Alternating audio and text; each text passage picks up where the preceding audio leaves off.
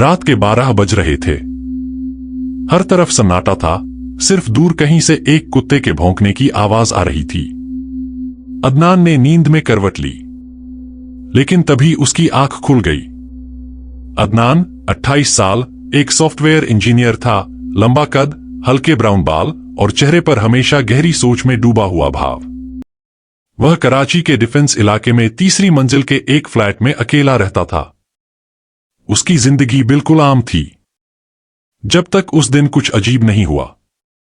उस रात जब उसकी आंख खुली तो उसने महसूस किया कि उसका गला सूख गया है। वो पानी पीने के लिए किचन गया। अंधेरा था, लेकिन उसने लाइट ऑन नहीं की। आदत सी थी अंधेरे में चलने की। लेकिन जैसे ही वह फ्रिज के पास पहुंचा, उसने देखा टीवी अपने आप ऑन हो गया। स्क्रीन पर कोई स्टैटिक चैनल चल रहा था, वही सफेद काले डॉट्स जो सिग्नल न होने पर आते हैं। अदनान ने रिमोट उठाया और टीवी बंद कर दिया।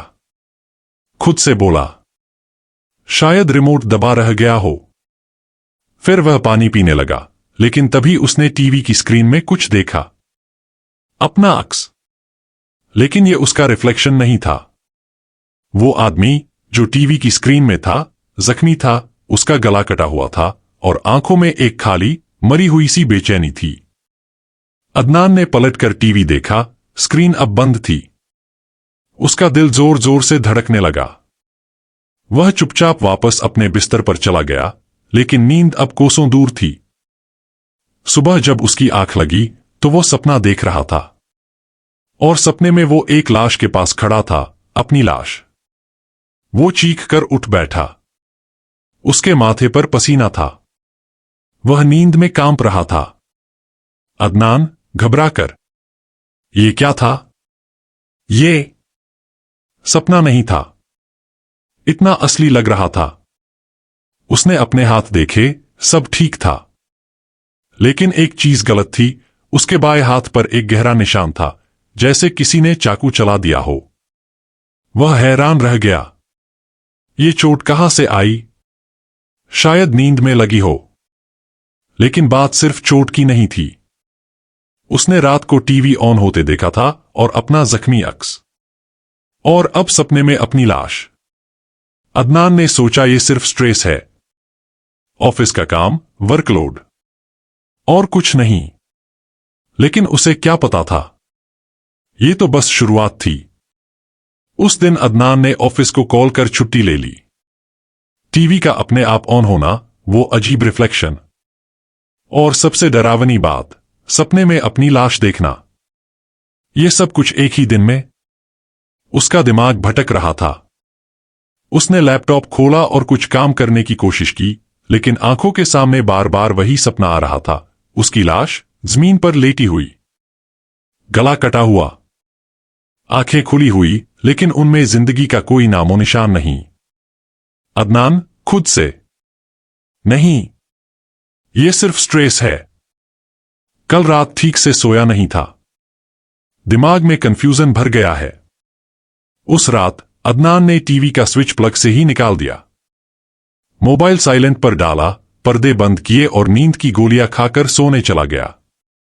लेकिन रात के 3:13 पर उसकी आंख खुल गई।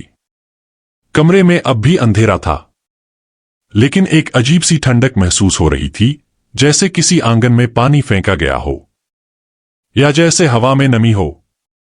उसने देखा, टीवी फिर से ऑन हो गया था, लेकिन इस बार स्क्रीन पर स्टैटिक नहीं था। इस बार टीवी में कोई वीडियो चल रहा था। अदनान ने आंखों पर जोर दिया। वीडियो में एक कमरा था, उसी का कमरा, और उसमें एक आदमी लेटा हुआ था, उसकी लाश। उसके मुंह से खून बह रहा था, गला कटा हुआ था और आंखों से आंसुओं की जगह खून बह रहा था। वो डर के मारे चीख कर उठ गया। लेकिन तभी एक और चीज हुई। टीवी स्क्रीन पर लिखा आया, दोबारा मत सोना, वरना तू भी वैसा ही होगा। अदनान का रंग पीला पड़ गया। उसने तुरंत मोबाइल उठाया, कैमरा ऑन किया और टीवी की वीडियो रिकॉर्ड करनी चाहिए।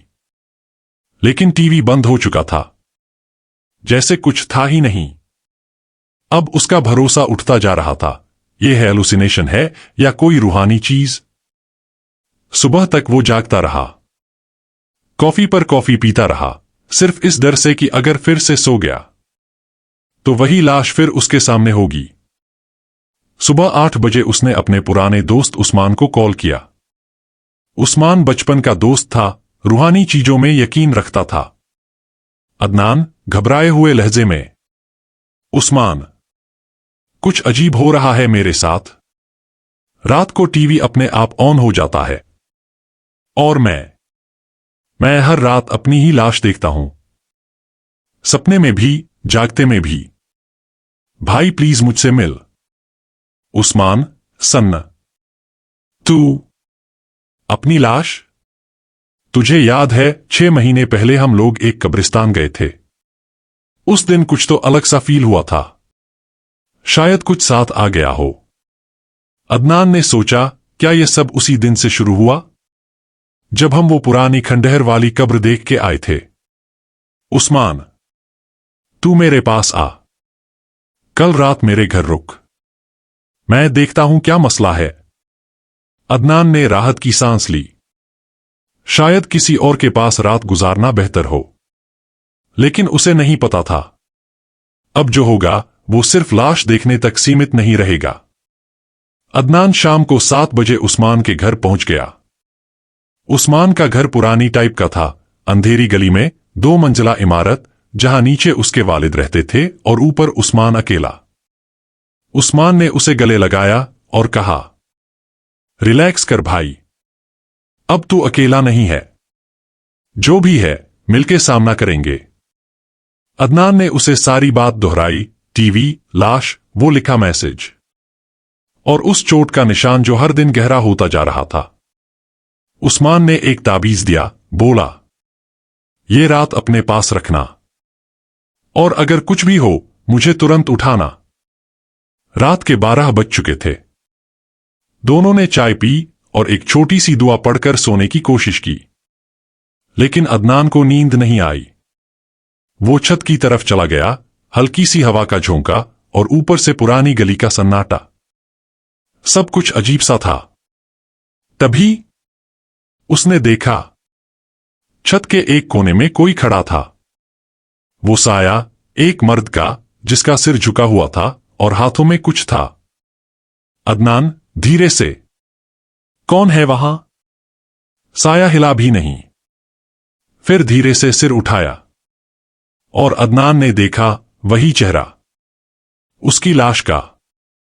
उसकी आंखों से खून टपक रहा था और उसने सिर्फ एक लफ्ज कहा, तू जिंदा क्यों है? अदनान पीछे हट गया, लेकिन तभी उसके कदमों के नीचे छत का फर्श हिलने लगा, जैसे जमीन उसके नीचे से निकल रही हो। वो चिल्लाया, उस्मान दौड़ता हुआ छत तक आया, लेकिन वहां कोई नहीं था। अदनान कांप रहा था। अदनान रोती हुई आवाज में, उस्मान, वो यहां था, मुझसे कह रहा था कि मैं जिंदा क्यों हूं। उस्मान गहरी सांस लेते हुए, भाई, ये कोई रूह नहीं, ये तेरा अजाब लग रहा है। तुझसे कोई बड़ी गलती हुई है, तूने किसी का हक छीन कर जिंदगी पाई है। अदनान, मैं किसका हक छीन सकता हूं? मैं तो एक नॉर्मल आदमी हूं। उस्मान, नहीं अदनान, शायद तू नॉर्मल नहीं है।